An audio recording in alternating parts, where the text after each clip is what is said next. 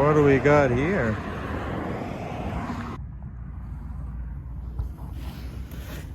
What's that?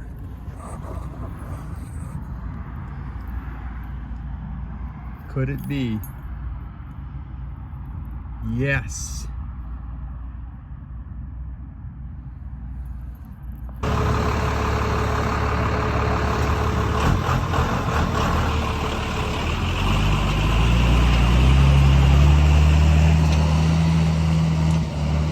Well, that's the first leg of that car's journey. You'll be seeing a lot more of it. Unfortunately, I wasn't able to get it running exactly where it was, but I was darn close.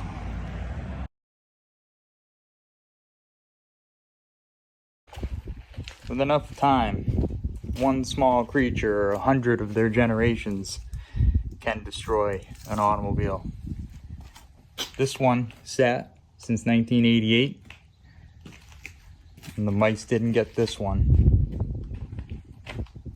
Stay tuned for an episode of this car's return to the road.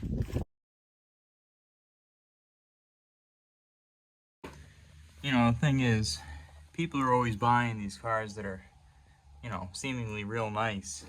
And they've been repaired and they've been painted and they're beautiful. But underneath, that car likely had to look like this at some point.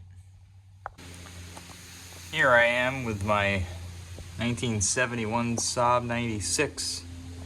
And I'm just starting the first steps in getting it cleaned up, which is to get the old rocker panels on the ground. And if we have a look under here, you can see there's quite a bit of daylight, but everything around it is great. And that's what you want to see.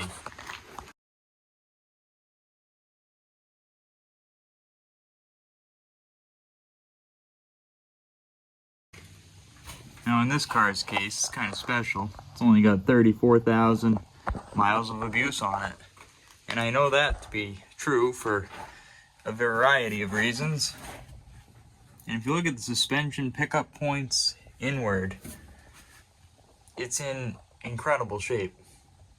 So this car was subject to 34,000 miles, which caused some injuries in the paint, and you know, the old sealing methods aren't that good, and that stuff festered.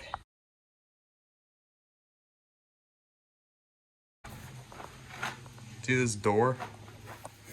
Doesn't move an inch. Closes like new.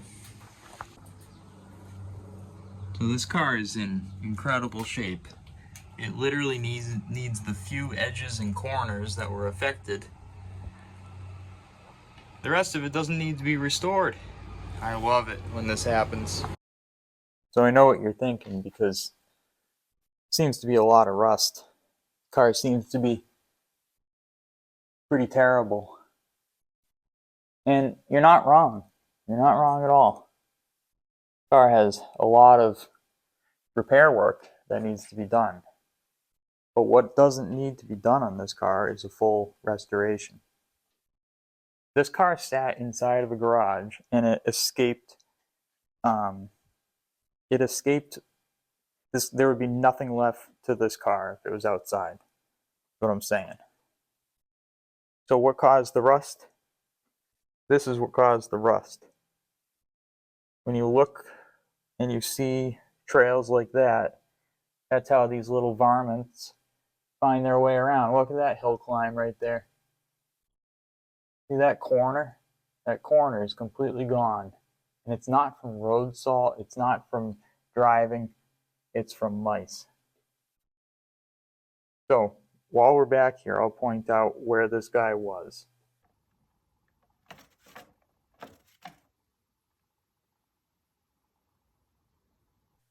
He put this car away after doing a brake job, and he took the tank out. He painted the tank and got it all cleaned up and nice. He put seat covers on the nice seats. Everything was pretty well cleaned because the car was not that dirty on the inside, minus the red squirrel and mice and whatever other animals got in here. So this car It was very well preserved, and it unfortunately got, you know, attacked by rodents. And they can get into the tightest spaces,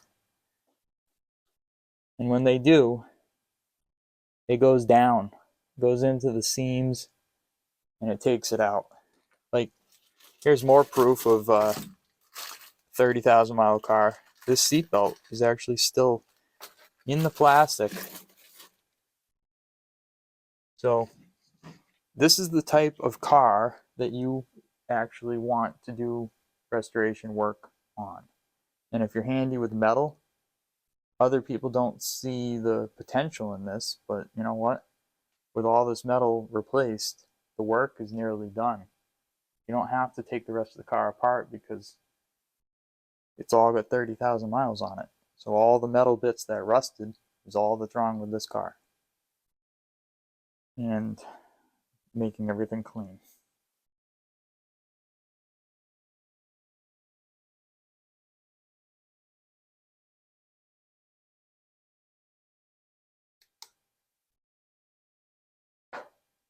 These cars have disc brakes starting in, I think, 1965 or 6. And the caliper actually swings. You can see how nice and new these brake parts are. They weren't used. They weren't driven. See that hose? I didn't replace that. See that hole?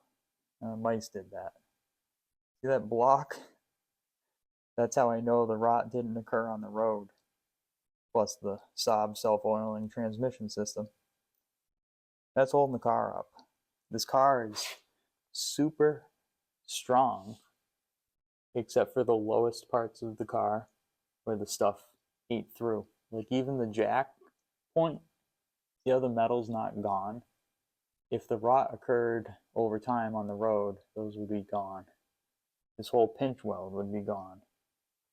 So I need to replace basically the ends of those panels, and they're as good as new. Over here, same story. The rocker is very simple. It has a wall that comes down, and the 90 heads towards the center of the floor. The floor welds to that, and then the rocker welds to the bottom of those. So it looks overwhelming, but this is actually not the worst stuff to fix. The rotors, they look horrible, because they are. But those will actually come back around. They're a solid rotor. These days, most cars with solid rotors you can't get 3 or 4 years out of, and these rotors are 50 years old. This car was fully undercoated early on in its life, so the rest of the floor is perfect. These cars have a full belly pan. There's the exhaust system up here.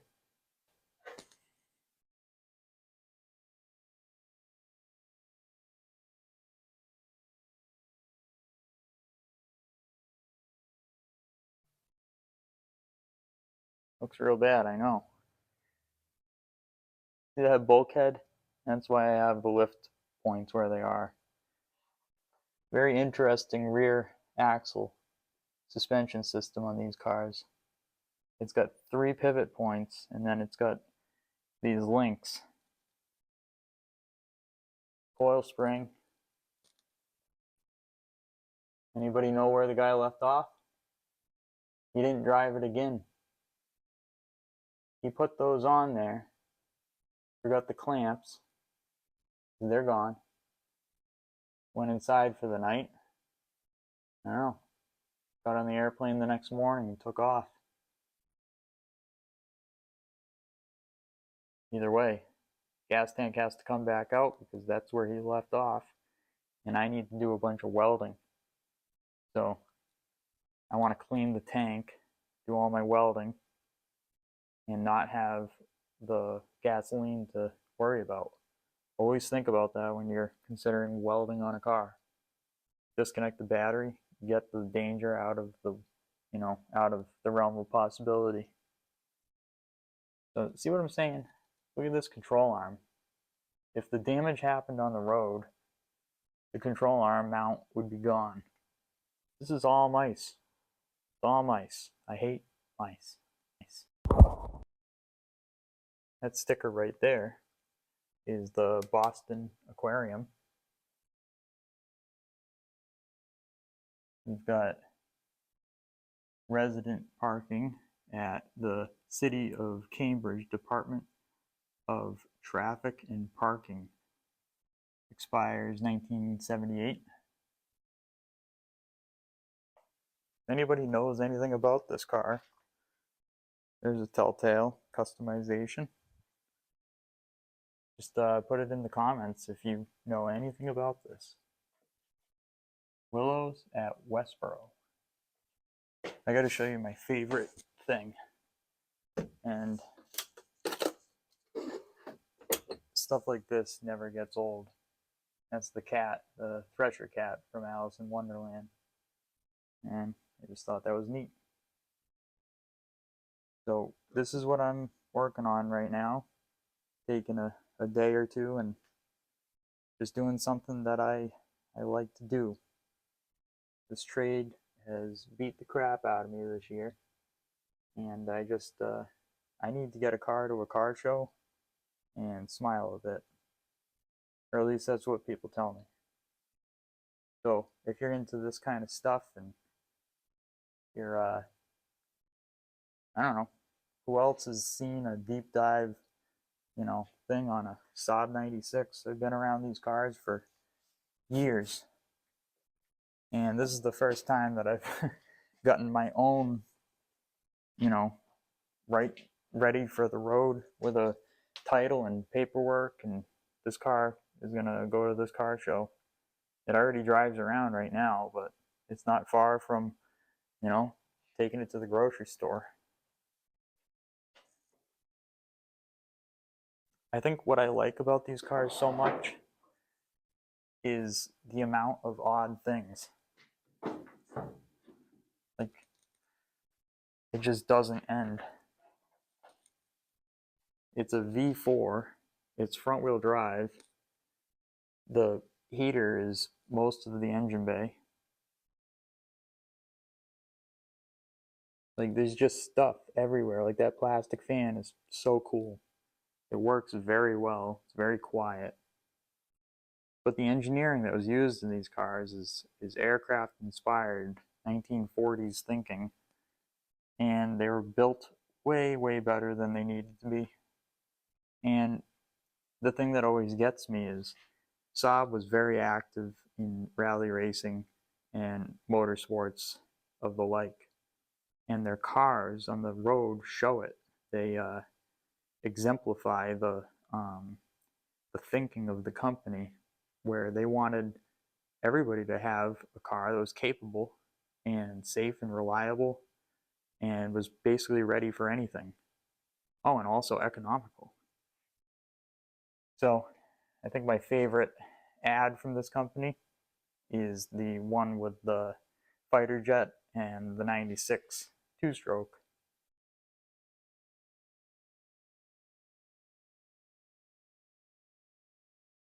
And these were around $1,800. So it's the cheapest, ground-based jet that you can get. Some people hate the look of these cars. I think they're just so neat. It's almost a teardrop design. It really is. It's kind of like the Dick Tracy tin toys from the 50s. Look at the wipers. Beautiful stainless. So I'm excited to bring this thing back around. And if you enjoy Saab content, then you can look for more and subscribe, share a comment, an experience. What's the first time that you saw one of these cars? Have you ever seen one of these? I'm going to start things off by getting this sending unit out of here. And then the tube exits the floor into the tank down there. Seems like it should work. Well, it's looking pretty grim. If I, yeah, it looks pretty black down there. Let's see how this goes. Let's see how many inches. Yeah, we're about half full. That's great. This is reaching.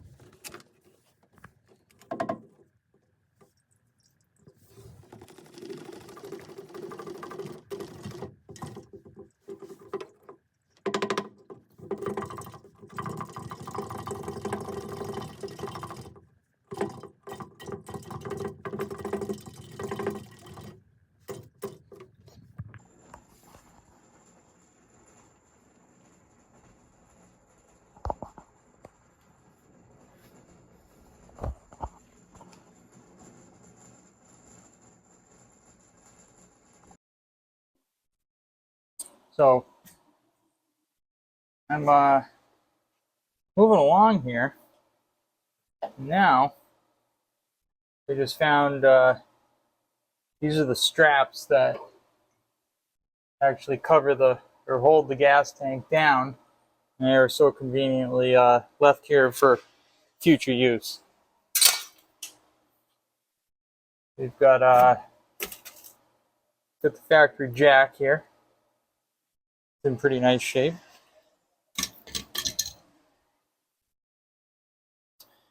We've got a hubcap / lug tool. Also good. And now we've got, aha, here's the hand crank for the jack. You can see on just this tool the effect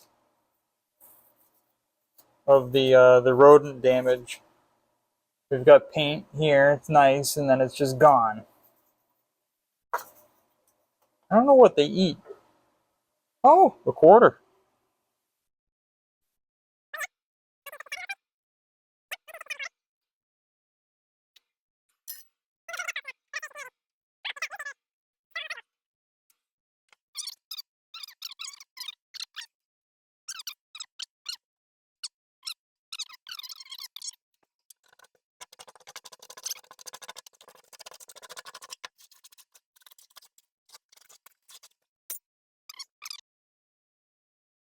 So you can see here, I've got the trunk cleaned up pretty well. And this is about the purest form of restoration. Literally stopping the damage, reversing it, and not really disturbing much more than that. So, now that the dangerous part of getting the fuel out is over, I've got the fuel line capped going forward. I'm going to go up with the car and strategize what gets fixed first.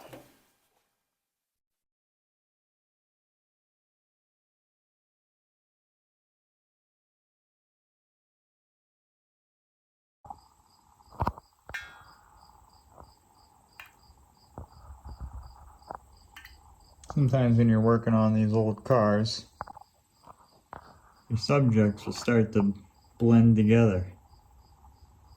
Like right here, I'm going to have to do some brake system work, plus a little bit of metal repair. Don't worry, it's fine. All that is fine. Structural integrity of this car is not compromised. It's just missing this whole part. I got some pretty cool stuff to show here. It is very interesting how it works. There's a piston. The piston is trapped. And then there's a pivot. That's the top.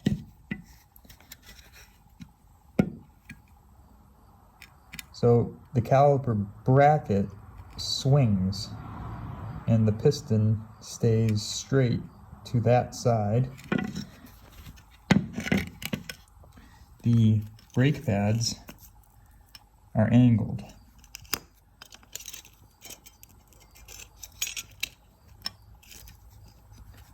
A keen eye will notice that these are brand new brake pads. They have not driven a mile, well, maybe a mile in the time that I've got it running. These are the bolts that hold the caliper, and this is the bolt lock plate. You can see that these wheels are held on by lug bolts. It has a wide 5 pattern.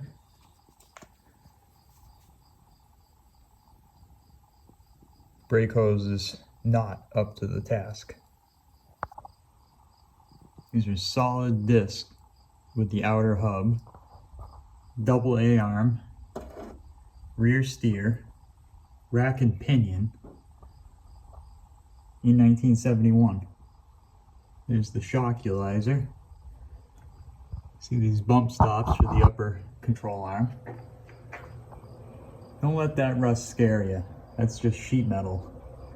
Above that, the really heavy duty plate that these control arms are bolted to. Here's another look at the transmission access panel. The brake line is held in here. Interestingly enough, the passenger side was replaced. See, this side also has the accessory transmission access hole. And controlling the whole matter is this big old spring right here. Slide that off of there.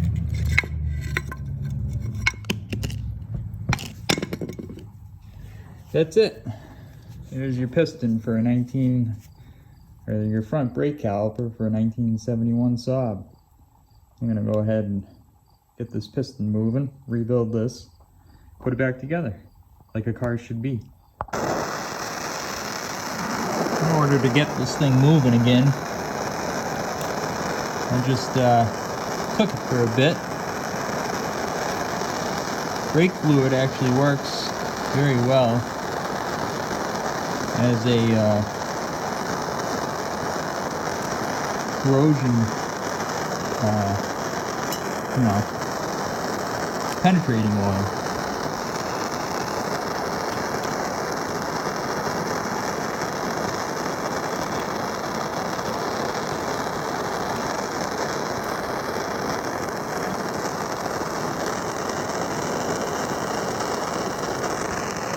I don't know it's hot enough when it starts steaming out of the hose here. I got a grease gun here, and I've welded it to the old brake hose fitting to get this piston to start moving. And it worked excellent.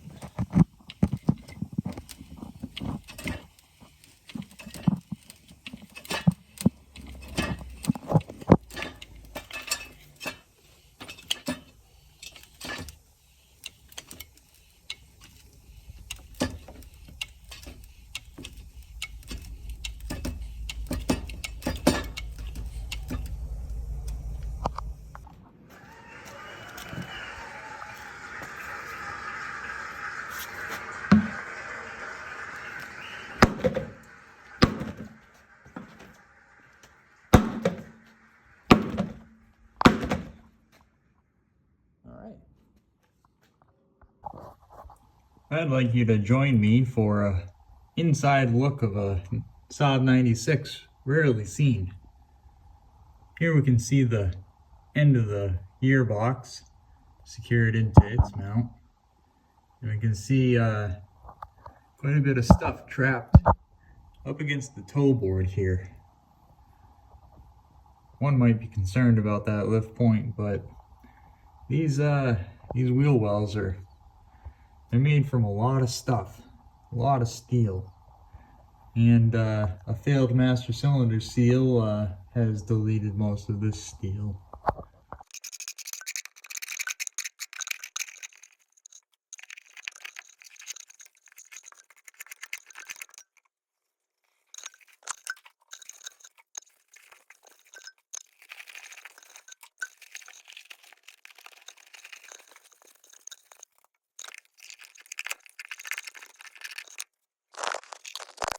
it looked far worse than it really is.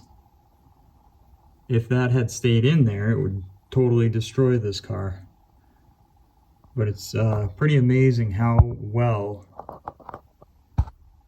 they actually withstand inches of oily acorns.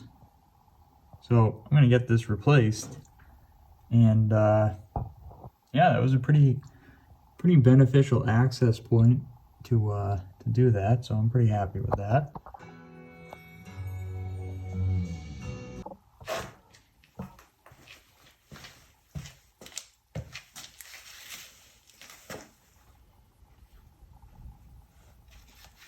So when you're doing stuff like this, it's extremely hazardous to your health. I like to start off with safety goggles over my glasses.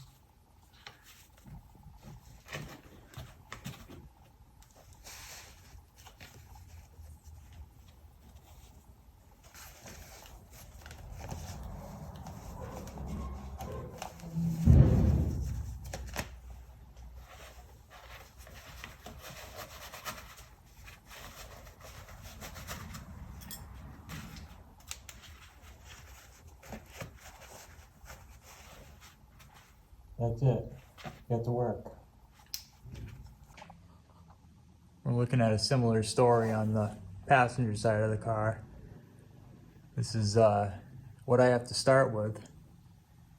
And as bad as it looks, the metal surrounding the rust is just in fantastic shape. You can even see the inner rocker there is still quite strong.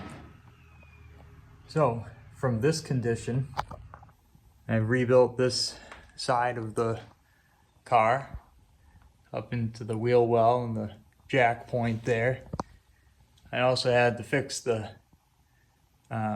wheel well to engine belly pan kind of area. Coming back here, we got this whole area rebuilt.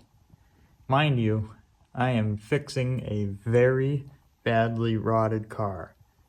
The expectations of this repair are my own, and that is to return the car to the road and have fun with it. I don't plan on making this car perfect, because without me, this car would be dead. To this condition, I've invested about 10 hours on this side. So about 20 hours worth of work. This car no longer has extremely bad rust.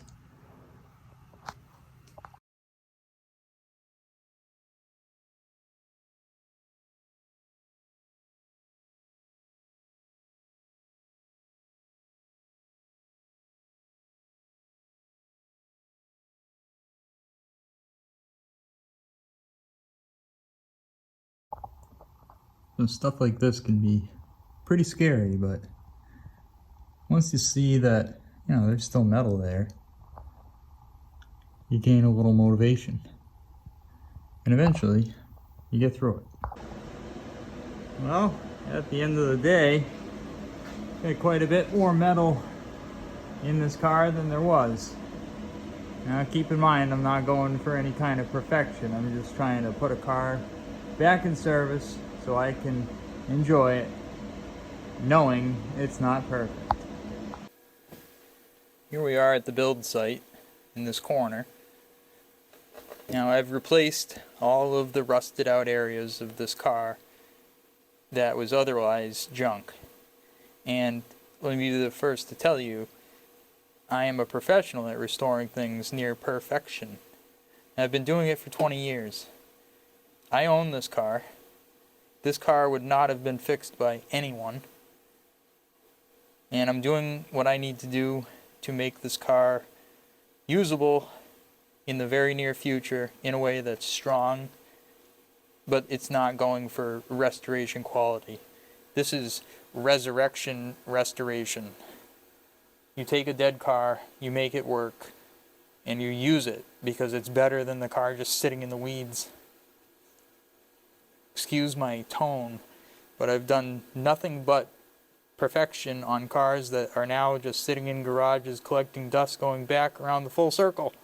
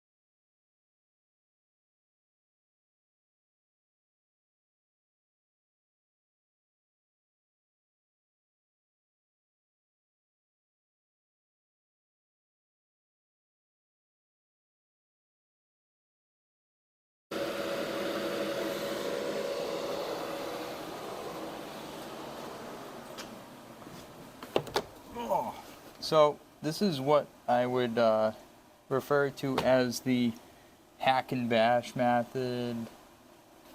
That's a terrible way of saying that. So this is what you would call hack and bash, tack and smash, bodging it. But this is the quickest way to fix a car that shouldn't be fixed. But if you do fix it, it's a fully assembled functional car. You follow me here? I am only doing this because it's mine. But let it be known that this is also considered industry standard by some that don't hold their integrity. So for many years I've been doing metalwork like this, but I've been spending a whole day on that instead of, like I just showed you with these repairs, that literally took me 20 minutes. So the internet is illuminating how quickly things can be done, and I want to show you that this is a case where I'm doing something quickly. But it all depends on the outcome that you desire. If you want your car to be perfect, then spend the time to make it perfect. But then you're going to be afraid to drive it. If you fix a car like this that was otherwise junk, you're not afraid to drive it. So now I'm going to bring you through an experimental idea where I'm going to be using epoxy and then carbon fiber over these repairs to make them better, quicker. Alright, well, it's time to put my money where my mouth is and lift the car from the factory jack points and see if it holds up. Here we go.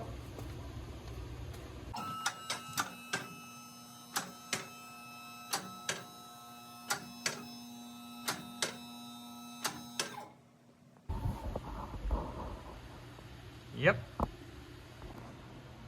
Well, here's another unusable part of this car that I'm gonna spend just a few minutes on and just put it back in action.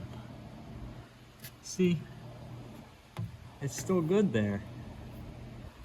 And it's also still good right there.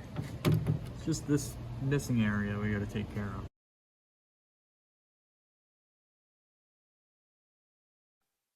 Alright, welder is put away, rust is done hitting the floor.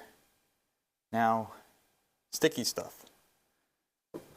You know, certain situations like this one, I am only fixing what absolutely has to be fixed, and then this car is going back out into general population.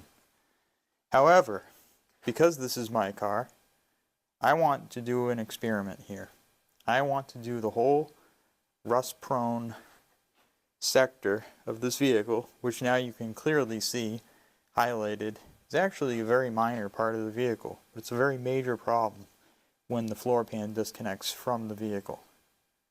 All because of mice. So what I'm going to do is I'm going to do the corners. I want to make this floor pan actually stronger than it was originally, and without doing a proper factory style job, this can't be as strong as factory. But, like, you know, we're not shooting for the stars here. We're just fixing a car that otherwise was dead. So, I'm going to put the time lapse on and fire down some carbon fiber on this floor. This car, after sitting since 1988 to 2024, was a good candidate for restoration before all of the damage occurred, because it was, you know, a nice complete car. And after all that damage occurred from mice, there's very few paths back to the road for a car with that type of overall condition. But luckily, having been in this trade for a long time, I knew that this one did not rot from road use. It rotted from rodents. Say that 5 times fast. So let's have a look at my handiwork.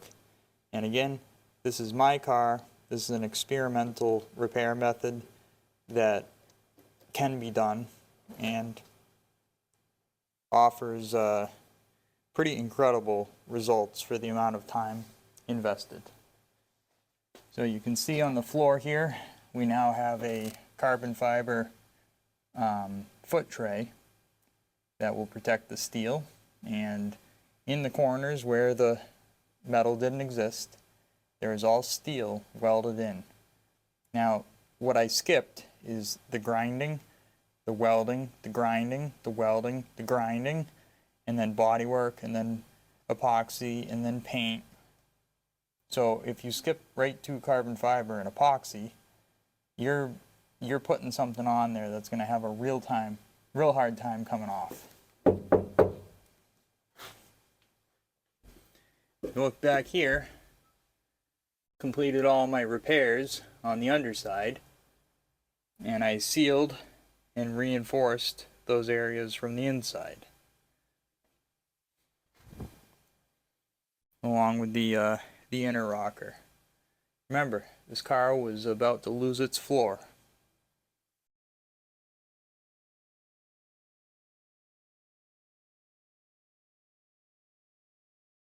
Like I said, this car had a lot of rust.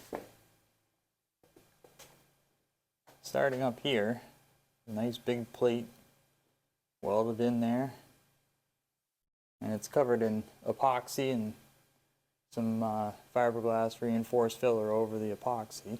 You can see the car is sitting on a lift on the factory jack points.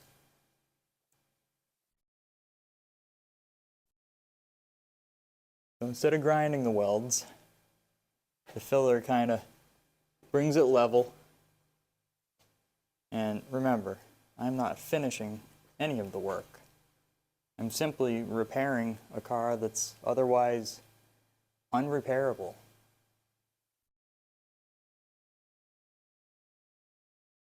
This side, I'm not going to do any carbon on the outside because I didn't have time for that. Simply sealing the welds to the sheet metal and protecting it.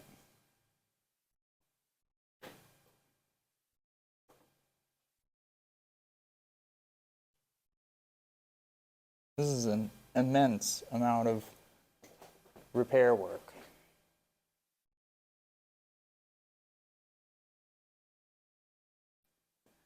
So again, the whole point of this is an alternative method to fixing really bad cars.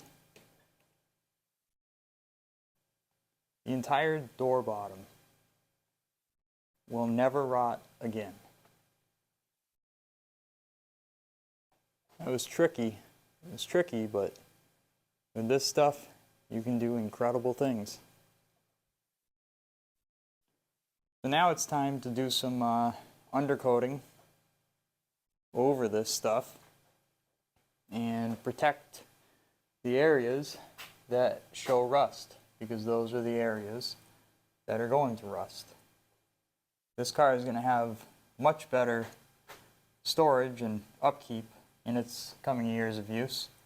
So this style repair is reasonable because you're removing the conditions that create the rust. So why fix it to the point of brand new when I don't have 40 years to drive this? Pretty happy with that. Put the tank in, get everything all cleaned up and the seats and all. Check back once I'm done.